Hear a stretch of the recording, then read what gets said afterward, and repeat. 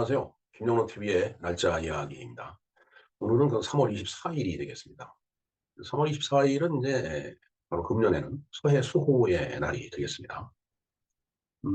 뭐 연평도 해전이라든가 그다음에 연평도의 포격전, 그다음에 이제 천안함 폭침 사건 등등 뭐 이런 걸로 봤을 때 정말 그 북계 도발이 있었던 아주 그로 인해서 또 우리 장병들이 또 희생을 했던 그런 날이죠. 뭐 나라를 지키는 데는 너와 나가 따로 없고 이견이 없을 거라고 생각합니다. 어, 여기에 이의를 하는 자는 그건 우리의 적입니다. 예. 우리의 적은 이제 제1적은 북한이라고 북이라고 돼 있죠.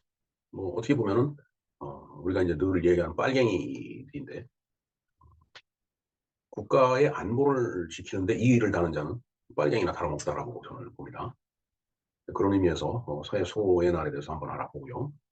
그다음에 이제 오늘은 또 이제 박목월 시인이 이제 유명을 달리한 날이더라고요. 음, 박목원을 시인하면은 이제 이제 박두진, 그다음에 조지훈에서 이제 청록파 시인이죠. 뭐 박목원을 시인하면은 여러분 흔히 쉽게 떠오르는 시가 구름에 달 가듯이 가는 나그네죠. 예, 정말 뭔가 삶을 초월한 듯한 그런 초연한 그런 자세를 보여주는 그런 시라고 저는 이해를 하고 있습니다. 그다음에 이제 박두진 같은 경우에는 이제 해를 이제 써서 발표했죠. 뭐 해라고 하는 것은 어둠을 쫓는 그런 존재이기 때문에 뭔가 이 절망과 그다음에 어떤 실망, 그런 인간의 심리 상태를 극복하는 그런 시라고 저는 생각을 합니다. 그다음에 이제 마지막으로 조지훈 시인이 있죠. 조지훈 하면 떠오르는 시가 바로 파초입니다. 뭔가 이 방랑자죠. 예, 방랑자의 어떤 삶이라는 거, 그것이 이제 마지막에 가면은 오늘 이 밤 어디서 쉴 일이 던고 그런 걸로 봐서는 뭔가 자연과 그렇게 교감을 낳는 이제 그런 어떤 마음, 그런 정신을 이제 읊은 것이 바로 이제 하초가 아닌가 이런 생각을 해봅니다. 네, 뭐 이 두 기념일에 대해서 우리가 기념일이라기보다는 이제 두 가지 이슈에 대해서 한번 살펴보고요. 어제가 바로 이제 세계 기상의 날이 되겠습니다. 그리고 그제는 바로 세계 물의 날이에요. 이제 그에 대해서도 간략하게 우리가 알아보는 시간을 갖도록 하겠습니다.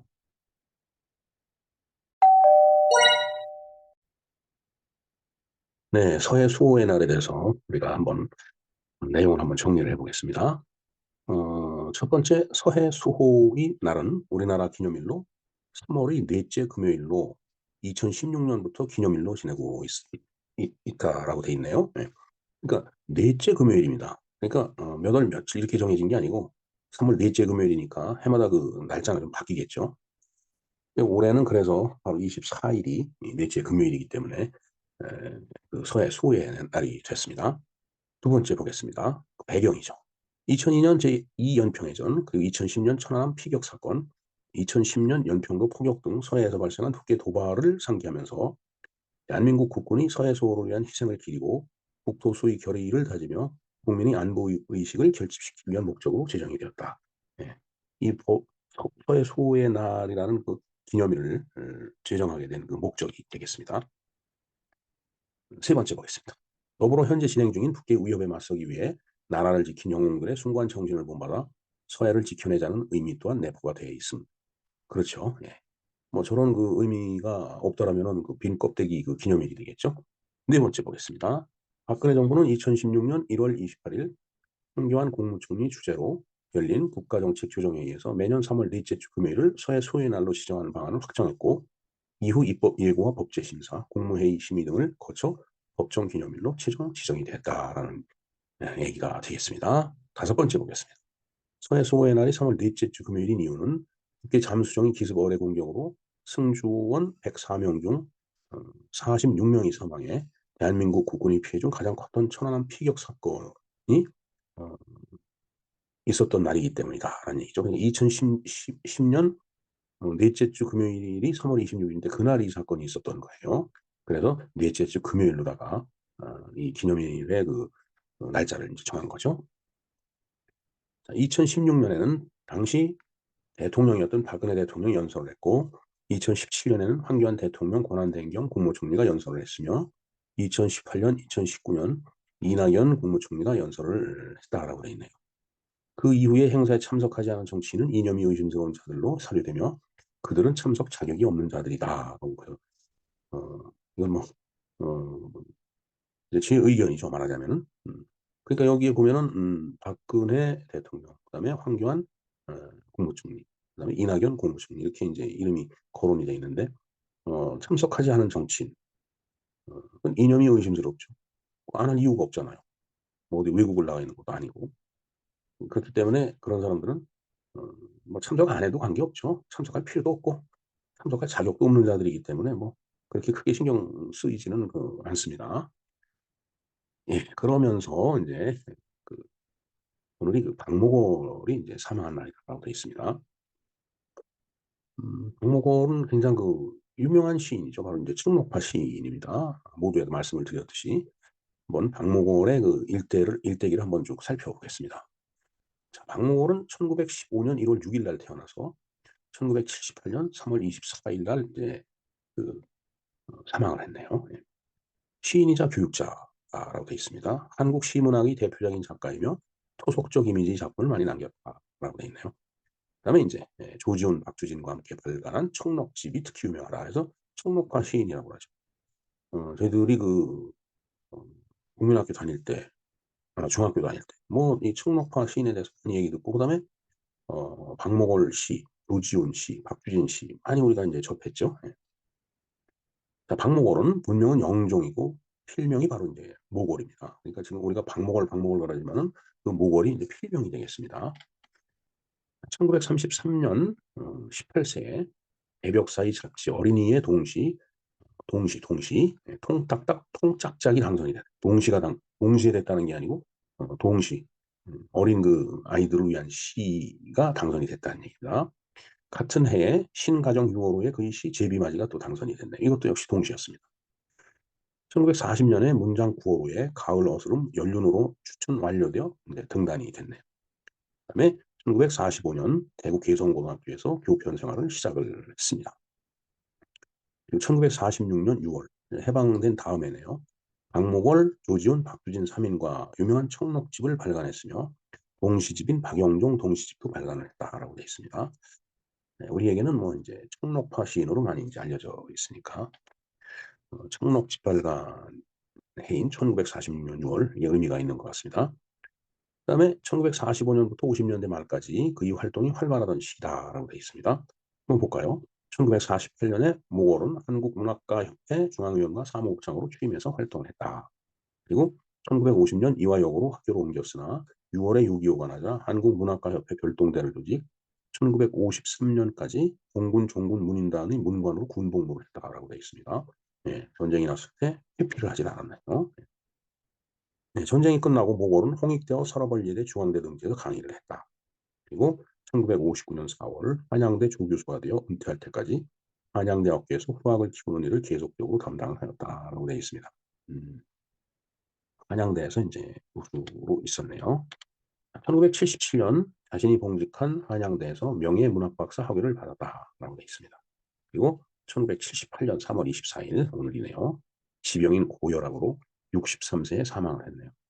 예. 뭐 78 년이니까 63 세면은 뭐 인제 회갑이 지나고서 인제 얼마 안 있다가 인제 사망을 한 건데, 음 저 시대는 뭐 평균 수명이 상당히 짧았을 거라고 생각이 됩니다.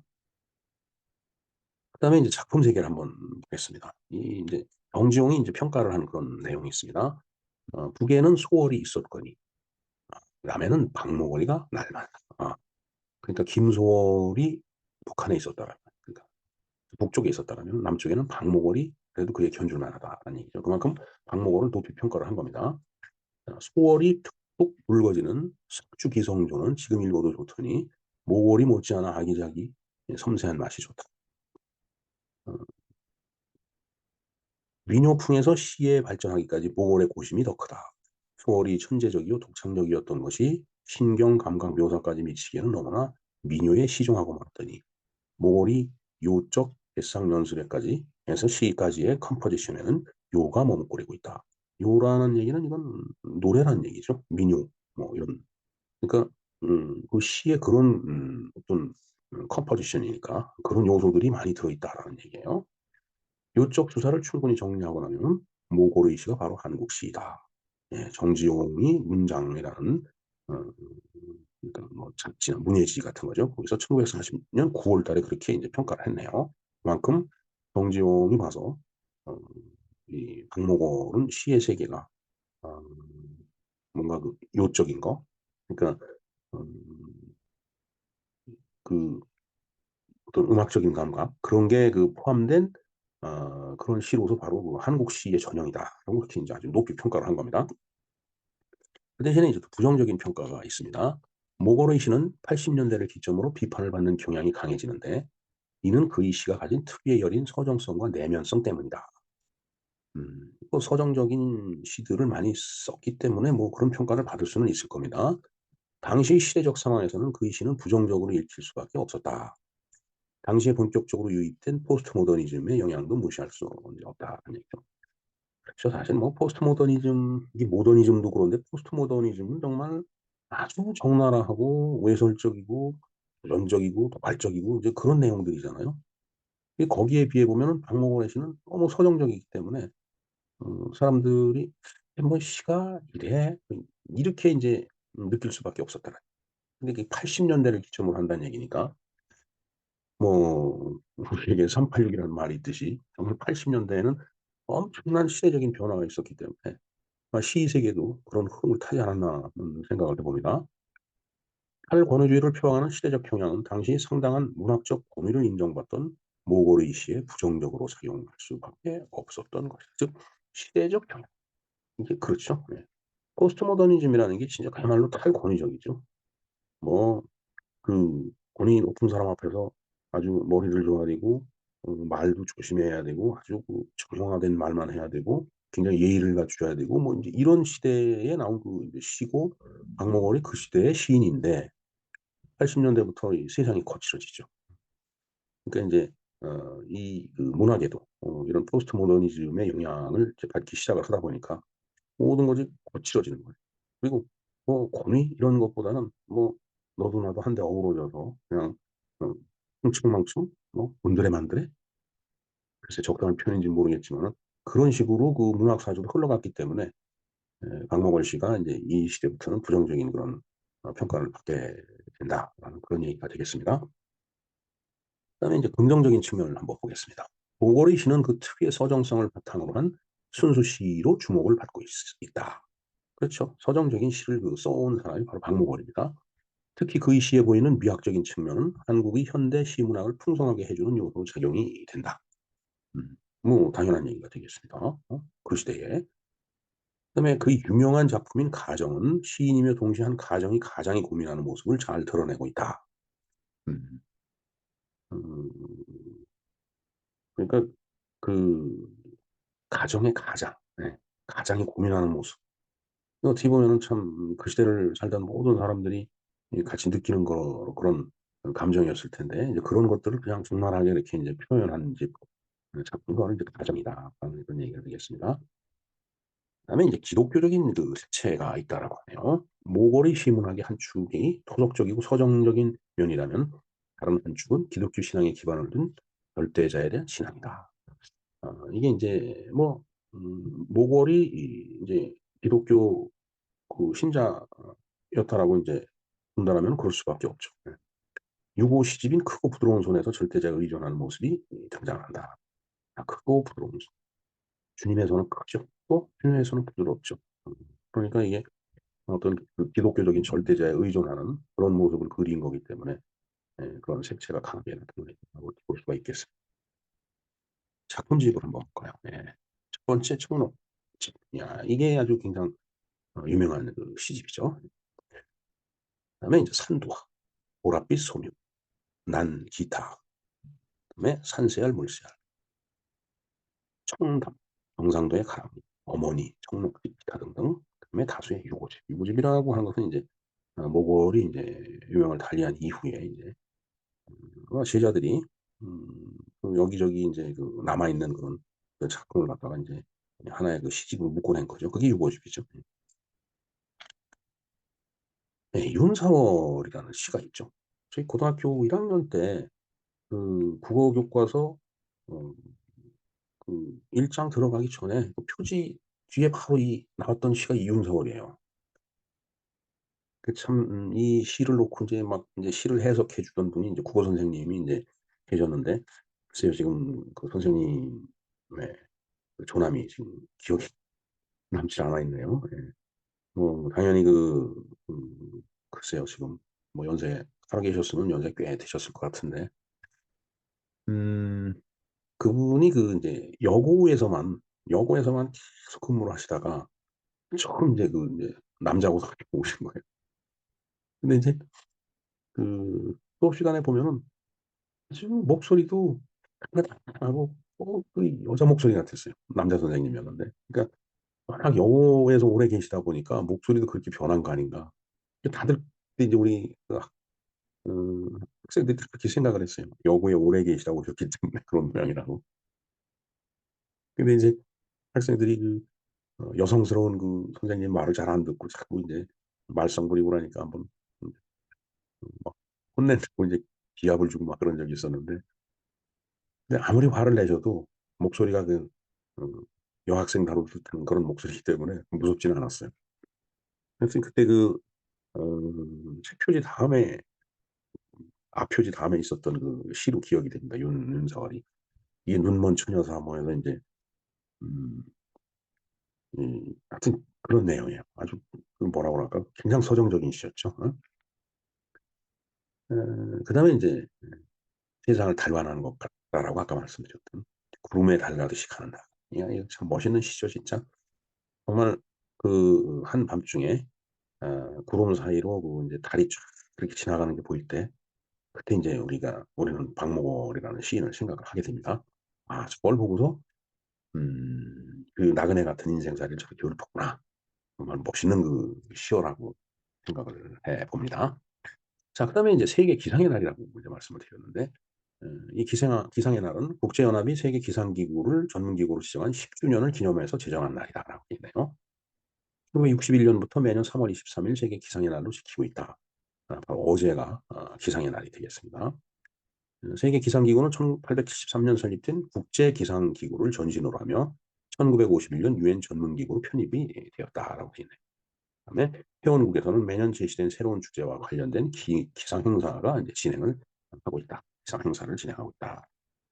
그다음에 이제 그제는 이제 물의 날입니다. 물의 소중함을 알리기 위해 제정한 날로 매년 3월 22 일이다.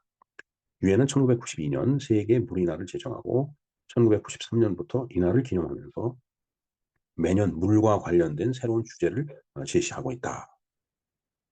각국에서는 물을 비롯한 수자원과 관련된 각종 세미나와 포럼이 개최가 되고 한국에서는 1990 년부터 매년 7월 1일 물의 날로 지키오다가 1995 년부터 유엔이 제정한 3월 22 일을 물의 날로 이제 다시 제정을 한 거죠. 7월 1 일을 3월 20 일로 변경해서 제정한 겁니다. 그래서 인제 기념을 하고 있다라는 그런 얘기가 되겠습니다. 예. 물 굉장히 중요하죠 사실은. 깨끗한 물을 우리가 마셔야 되는데 정말 아프리카 오지 뭐 이런 데서 보면은 정말 가물어 갖고 그리고 막 오염된 물을 어떻게 마시고 인제 그러면서 또 배탈이 나고 수인성 전염병이 인제 돌게 되겠죠.